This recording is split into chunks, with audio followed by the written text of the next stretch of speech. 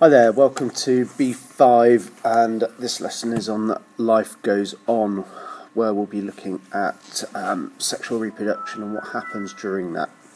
Anyway, here are objectives for today's lesson. Okay, so let's have a look at our objectives for today's lesson. Okay, so for Life Goes On, by the end of this lesson you should know and understand the function of the sexual organs and the chemicals within the reproductive system, and developments with technology that allow fertility issues to be resolved. Okay, so what we're going to do is we're going to have a quick look at the male sex organs to start with. Okay, and we've got a picture here, and we're going to look at what the structure is of the sex organs here. Okay. Now, if we start here, don't want that. Alright, if we start here and here, we've got the two testes.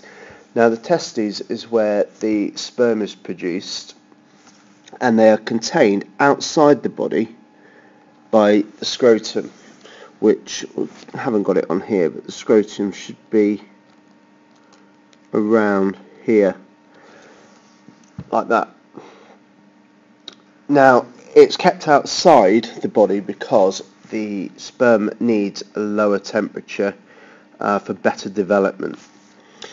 Now, the sperm, once they're produced, travel up through here, through what we call the sperm ducts, and they travel up to here, where there are glands which put the sperm cells into a fluid known as semen, and then the semen travels out through the penis into the vagina during sex.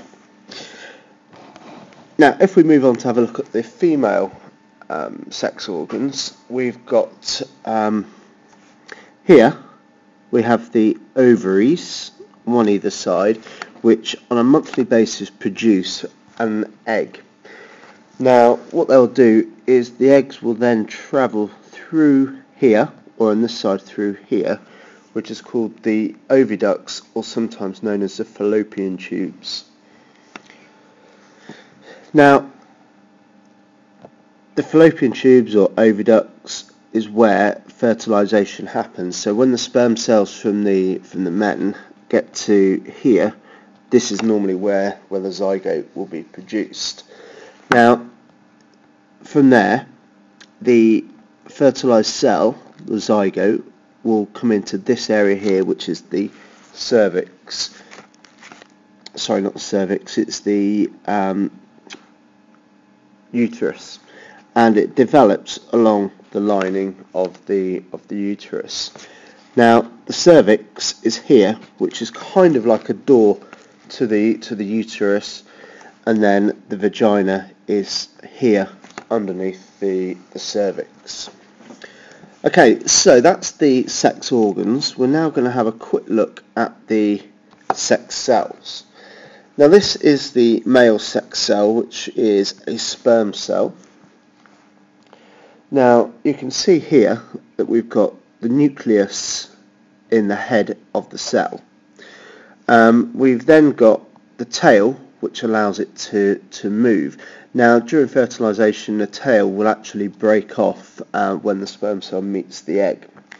Now, we have a small area here, which is where there's a high proportion of mitochondria, and what the mitochondria do is they provide lots and lots of energy to allow that tail to wiggle and move, allow the sperm to travel up through the cervix, through the uterus, into the fallopian tubes. Now, the key point here is on the head of the sperm cell there is an enzyme called an acrosome. Now, what this does is it will react with the cell wall of the cell membrane of the egg cell and allow the sperm cell to actually move in. So, if we have a look at the egg cell, which is massive, we've got here the nucleus of the cell in the middle here. Okay, now these have only got half the genetic information. The other half obviously comes from the nucleus of the sperm cell. We've then got the cell membrane around the outside, which the acrosome enzyme actually tries to react with to get into it. We've then got around the outside food reserves, so lots of sugar to help with the development of the zygote once it's been fertilized. Now, one thing you have to notice is that the sperm cell here is a lot smaller than the egg cell.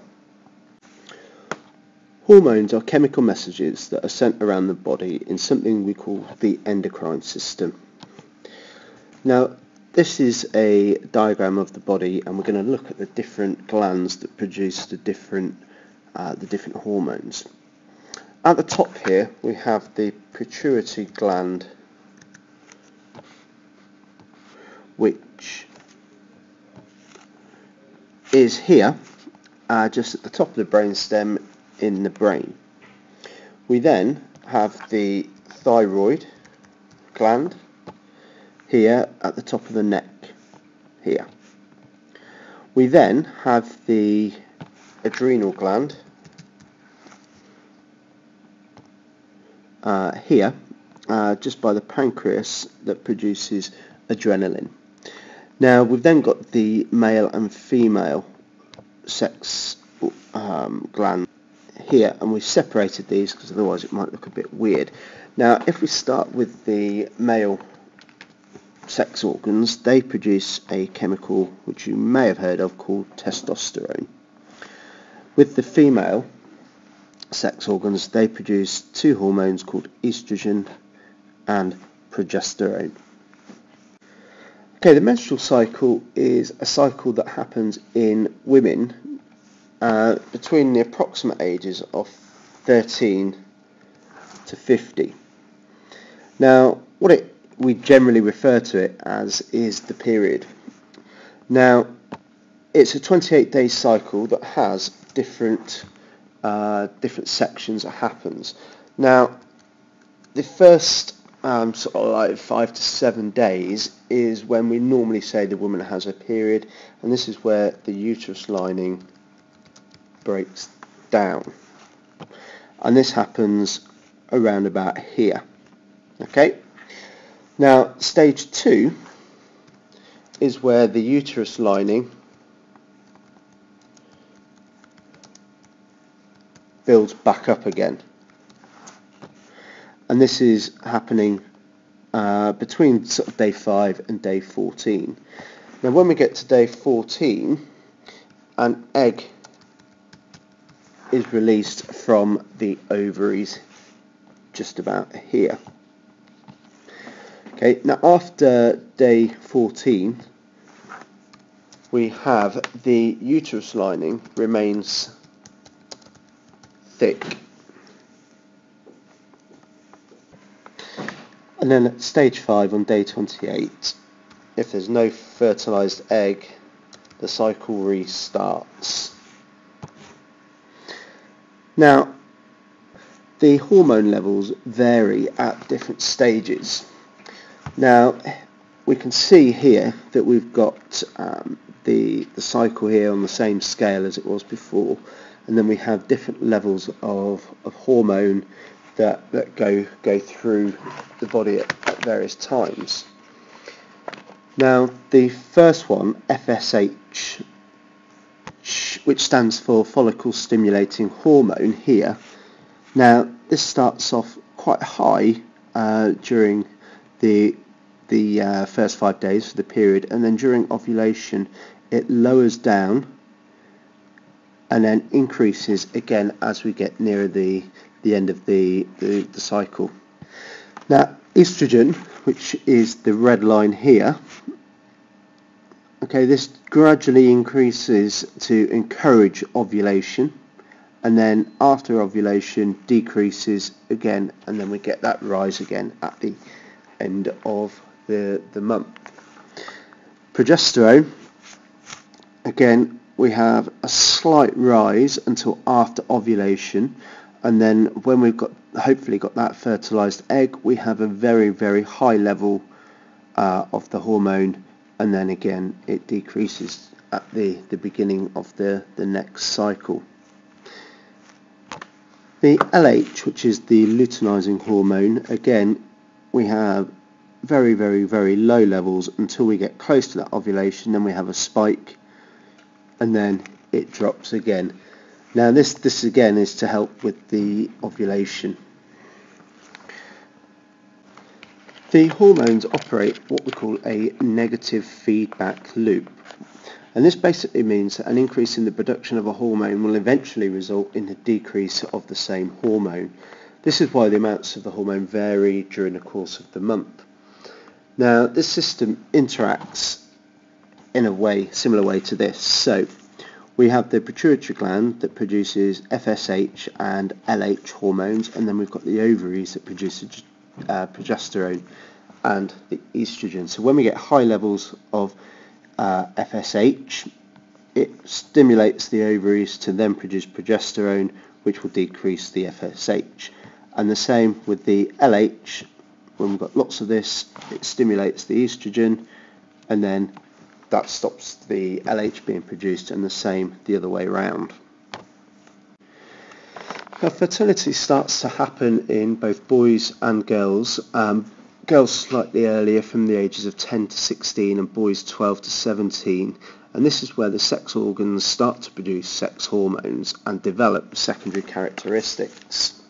Now in girls, normally what happens is we start to produce estrogen.